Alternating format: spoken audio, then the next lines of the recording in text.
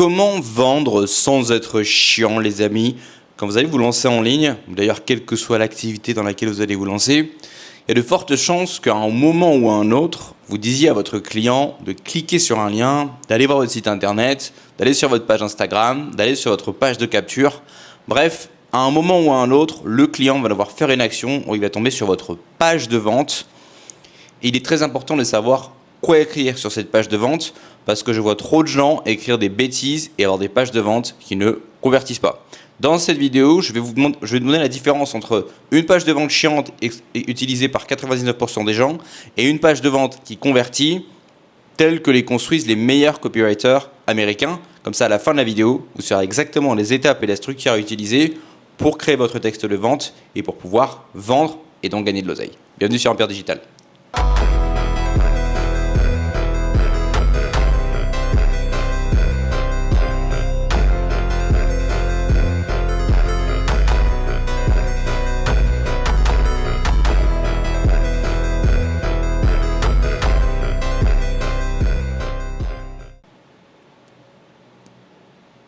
Alors, déjà, on va commencer par un petit disclaimer. La page de vente dont je vais vous parler, c'est une page de vente que souvent vous allez retrouver ces pages de vente sur les publicités dites agressives sur Internet. Beaucoup d'entre vous, vous allez vous dire « mais ça ne marche pas. Moi, si je voyais une page comme ça ne me donnerait pas envie d'acheter. » Et là-dedans, il y a un biais psychologique. Je vais vous expliquer un petit peu plus tard dans la vidéo pourquoi ce type de réflexion ou bien est une réflexion hypocrite, à savoir que si vous auriez acheté, ou bien une réflexion hors sujet. Mais d'abord, parlons des deux différents types de pages de vente. La majorité du temps, quand vous allez tomber sur des pages de vente dites corporate, rappelez-vous, j'en avais parlé sur la vidéo que j'avais faite sur Yomi Denzel, ça va être des pages de vente qui ont pour but de se donner une image.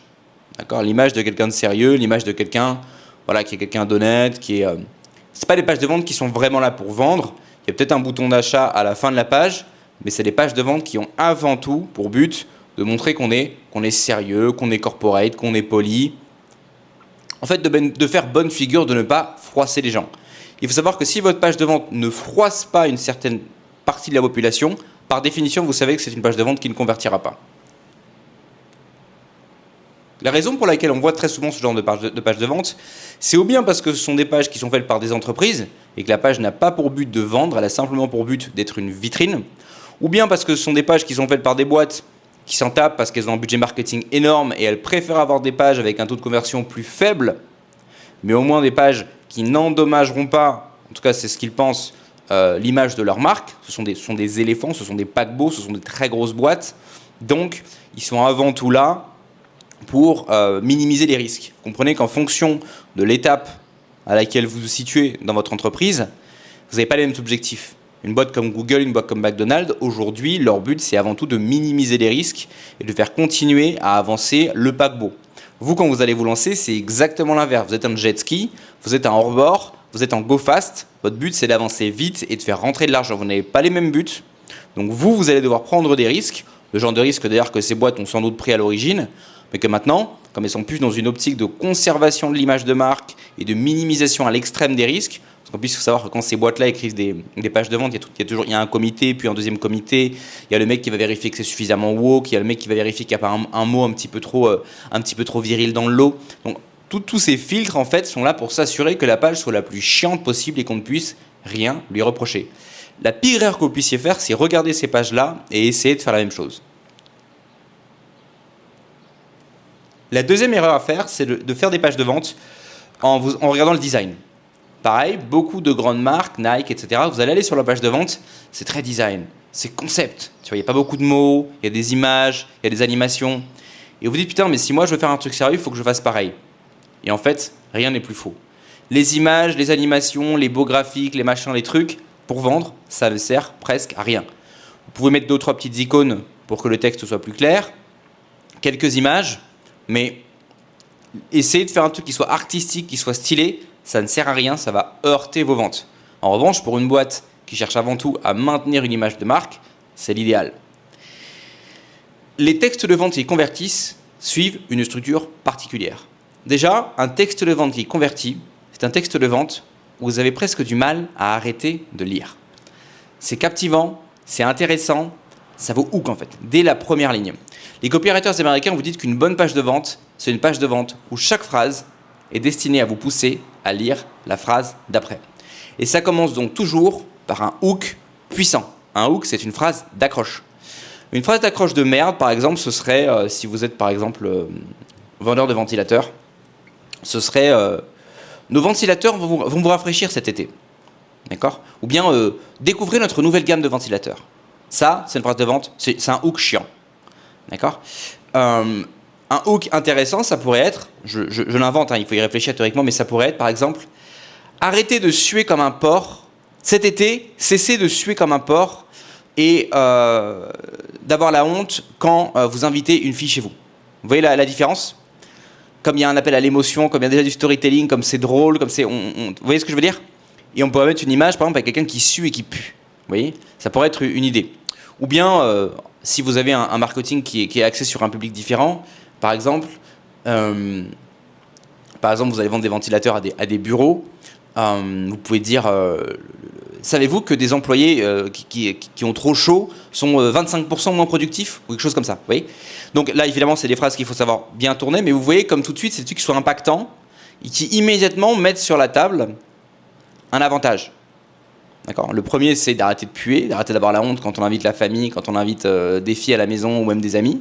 Le deuxième, c'est d'avoir des employés qui sont bien ventilés, qui sont à l'aise à leur bureau. Ça leur permet d'être plus productifs. Vous voyez la différence avec découvrir notre nouvelle gamme de nanana ? Vous voyez la différence ?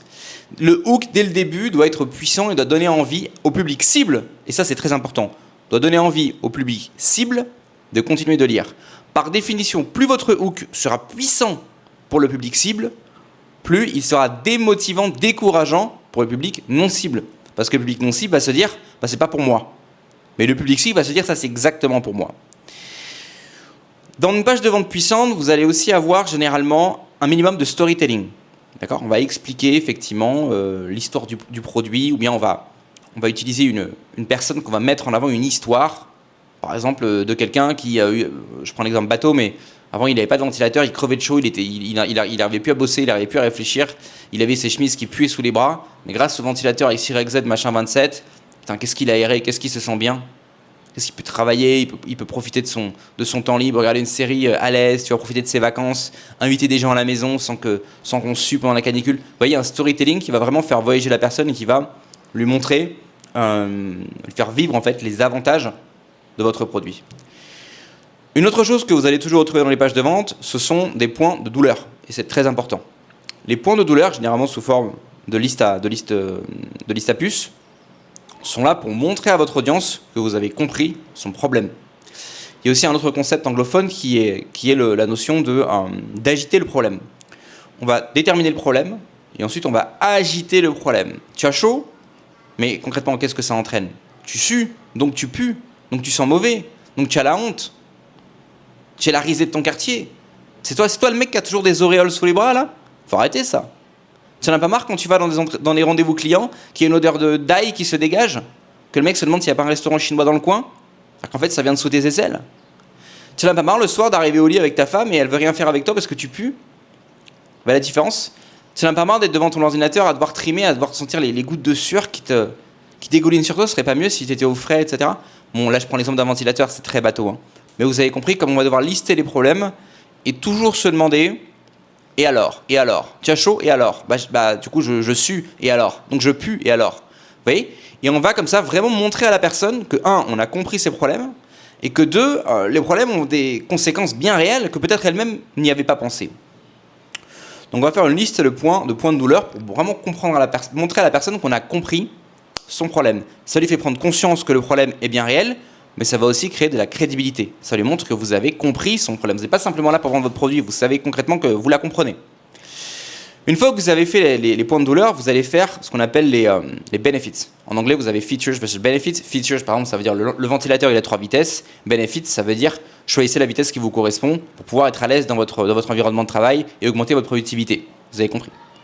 Vous allez donc vraiment expliquer concrètement l'impact de votre produit dans la vie de votre client. Et ensuite, une fois que vous avez fait donc les points de douleur, votre hook, votre storytelling, vos points de douleur, vos benefits, vous allez passer ensuite aux preuves d'autorité. Vous allez montrer pourquoi vous êtes qualifié, pourquoi vous êtes crédible. Et là, vous allez parler de votre parcours personnel. Vous allez peut-être montrer des images, Très souvent, ce que les scammers aiment faire, c'est mettre des screenshots de dashboard avec des gros chiffres dessus. Vous allez bien sûr avoir recours aux avis clients, qui sont dans 99% des cas malheureusement achetés, mais ça marche quand même. Mais voilà, il faut que la personne, en tombant sur votre page, se dise « Ok, lui, il a un produit qui me correspond. Il a compris parfaitement quels étaient mes problèmes, pourquoi je cherche ce produit. Il a une solution qui va apporter exactement ce que je recherche. Il y a déjà des gens comme moi qui ont acheté, qui avaient mon problème et qui l'ont résolu grâce au produit. » Une fois que vous avez démontré tout ça, c'est presque impossible que la personne n'ait pas envie d'acheter votre produit. Mais la personne pourra toujours se dire « Ok, c'est intéressant, mais je verrai demain. » D'où l'importance extrême de toujours créer de l'urgence. Donner au prospect une raison de passer à l'acte maintenant. Alors, moi je vous recommande bien sûr d'avoir des process qui soient honnêtes. Si vous dites que c'est une offre limitée dans le temps, il vaut mieux qu'elle soit vraiment limitée dans le temps. Mais évidemment, il y a des gens qui n'ont pas scrupule à dire attention, on est en rupture de stock, machin, alors que c'est pas vrai. Bon, très bien. Mais grosso modo, si vous ne mettez pas d'urgence dans votre page de vente, vous aurez moins de conversion. C'est psychologique, c'est comme ça. Il y a aussi encore dans les concepts très importants, c'est ce qu'on appelle le risk reversal. L'inverse, le retournement du risque. Le client doit être convaincu le plus possible qu'il ne prend aucun risque à acheter votre produit. Typiquement, ça va se faire avec des garanties. D'accord ? Et c'est quand même encore mieux que la garantie, c'est quand vous dites au client, je travaille gratuitement pour vous et vous ne me payez que si vous avez des résultats. Il faut faire très attention quand on fait ça, parce que vous pouvez tomber sur des clients qui ne sont pas sérieux, pour lesquels vous ne pourrez pas obtenir de résultats parce qu'il n'y a pas d'effort de leur part, qui vont tout simplement vous envoyer ou vous faire foutre. Mais généralement, dire au client, voilà, vous avez 30 jours de garantie, 60 jours de garantie, 90 jours de garantie, sans aucune question, c'est quand même, ça met le client en confiance. Le truc, c'est que bien sûr, pour que ça fonctionne, il faut que le client ait confiance en vous. Si c'est un random sur Internet qui monte pas sa tête, qui est sous pseudo, dit je te donne une garantie de 30 jours, à la belle affaire, mais comment savoir que le gars va honorer la garantie? D'où l'importance de créer de la confiance. Ça, ce sont des pages de vente qui fonctionnent, ce sont des pages de vente qui convertissent. Très souvent sur Internet, je tombe sur les pages de vente de gens qui n'ont quasiment rien de tout ça, en fait. Et là, j'en arrive au deuxième point de cette vidéo. C'est pour les gens qui vont dire, moi, si je tombais sur une page comme ça, je saurais que c'est de l'arnaque. C'est un biais psychologique, pour deux raisons. La première raison, c'est que si vous tombiez réellement sur une page de vente qui correspond parfaitement à un problème urgent et important pour vous, et qui vous apporte réellement la solution, et qui est structurée, comme je viens de vous le dire, je peux vous garantir que vous achèteriez le produit.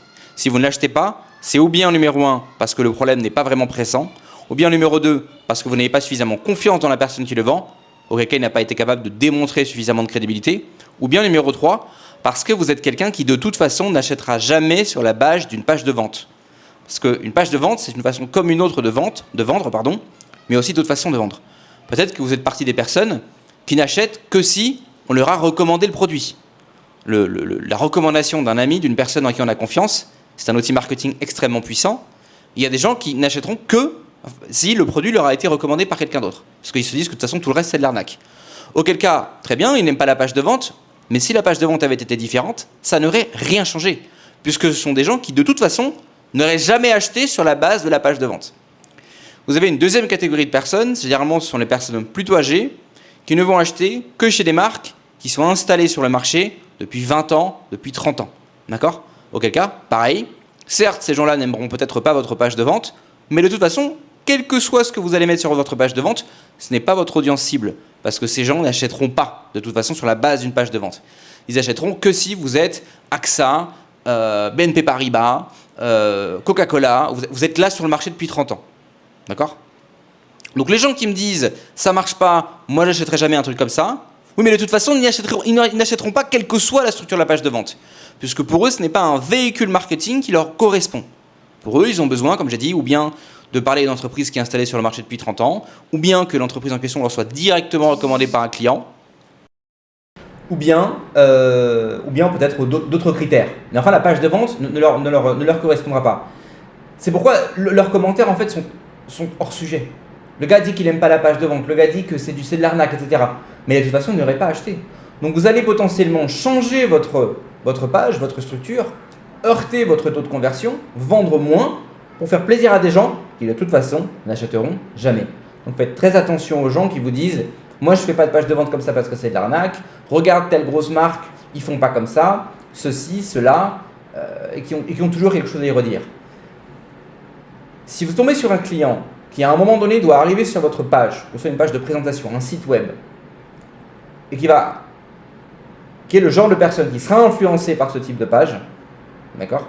Structurer la page telle que je vous l'ai dit aura toujours un effet positif. Si c'est quelqu'un sur lequel ce genre de page ne fera ni chaud ni froid ou qui ne va même pas regarder, et bien dans ce cas-là, son avis ne compte pas, tout simplement. Donc, takeaway de cette vidéo. Si vous voulez vendre, et si en particulier vous voulez vendre en ligne, si à un moment donné, d'une manière ou d'une autre, de votre process de vente, vous êtes amené à dire à un client, regarde ma page internet, vous devez structurer votre page de la manière que je viens de vous dire, même si vous êtes plombier. D'accord? Imaginez, moi très souvent je suis tombé sur des sites quand je cherchais des prestataires pour toute une série de choses, je tombe sur des sites où c'est pas clair ce que le mec a à offrir. C'est pas clair. On ne sait pas. Est-ce qu'il va m'aider? C'est combien? Qui est son audience cible? On ne sait pas. Si j'étais tombé sur le site d'un plombier qui me dit concrètement, bonjour, est-ce que vous avez un problème avec vos guests sur Airbnb qui vous emmerdent parce qu'ils n'arrivent pas à ouvrir l'eau? Je suis un plombier spécialisé dans les interventions d'urgence pour les établissements hôteliers et pour la location courte durée. Un mec qui commence comme ça, je peux te garantir que je l'appelle direct. Parce que c'est un mec, je vois, ok, c'est exactement pour moi. Vous voyez? Alors qu'un mec qui dit simplement, voilà, plombier, mon numéro de téléphone, il met 2-3 images qu'il a trouvées sur internet avec un plombier, tu sais, le plombier là, qui fait son grand sourire et qui a une tenue de plombier, mais en fait, tu sais que ça a une image qui a été trouvée sur internet, ça ne fonctionne pas. Si ça fonctionne, c'est que de toute façon, le mec s'en fout et que de toute façon, il vous aurait appelé quoi qu'il arrive, parce qu'il n'y a pas le choix, ou parce que vous êtes moins cher, ou parce que vous avez été recommandé. Mais il y a différentes variables qui vont pousser ou non un prospect à acheter. Mais si on isole la seule variable de votre support marketing, de votre page de vente, structurez-la telle que je viens de vous l'expliquer dans cette vidéo, et vous allez voir que votre conversion va augmenter. Et même pour ceux d'entre vous qui n'êtes pas forcément dans la publicité en ligne, donc ce n'est pas forcément évident pour vous de savoir si le taux de conversion est là ou pas, croyez-moi, même si vous êtes vous êtes un business local, vous êtes un plombier, vous êtes un paysagiste, que vous voulez, faire une page de vente où clairement vous avez une proposition de valeur claire dès la première phrase, vous avez les points de douleur clairs qui montrent à votre audience que vous comprenez exactement ses problèmes, vous avez les solutions qui montrent à votre audience concrètement l'outcome, ce qui va se passer une fois que vous serez intervenu, et encore mieux, vous avez des avis clients, et derrière vous avez, aujourd'hui c'est la promotion du mois de mars pour X ou Y raison, les gens vont se ruer dessus. Gardez bien ça en tête, les amis. Si vous voulez d'autres conseils pour faire de l'oseille, business, mindset, expatriation, vous savez où aller. L'espace en description, vous avez toute une série d'articles, de guides, de tutoriaux gratuits auxquels accéder en vous abonnant au lounge, ce qui est gratuit. Et pour ceux d'entre vous qui voulaient aller un petit peu plus loin, vous avez les formations payantes et les coachings. Soyez en passant, en ce moment, pour les 3 prochains jours, vous avez, je vous envoie un email à ce sujet dans le lounge. Vous avez le package transformation radicale discounté à 50%. Transformation radicale, c'est un pack de 4 sessions de coaching, une par mois. On va faire le point sur votre situation personnelle. On va déterminer quels sont vos blocages psychologiques, mais aussi concrets. On va regarder quels sont vos objectifs. On va créer des plans d'action ultra clairs, ultra détaillés, ultra customisés pour votre situation particulière, pour être certain qu'au terme de ces 4 mois, vous ayez atteint vos objectifs. C'est discounté à 50% jusqu'à la fin du week-end qui arrive. Donc pour ceux que ça intéresse, checkez le lien en description et du coup on se retrouve de l'autre côté. Je vous remercie d'avoir écouté cette vidéo, je vous souhaite une très bonne journée et je vous dis à demain sur VR Digital. Ciao.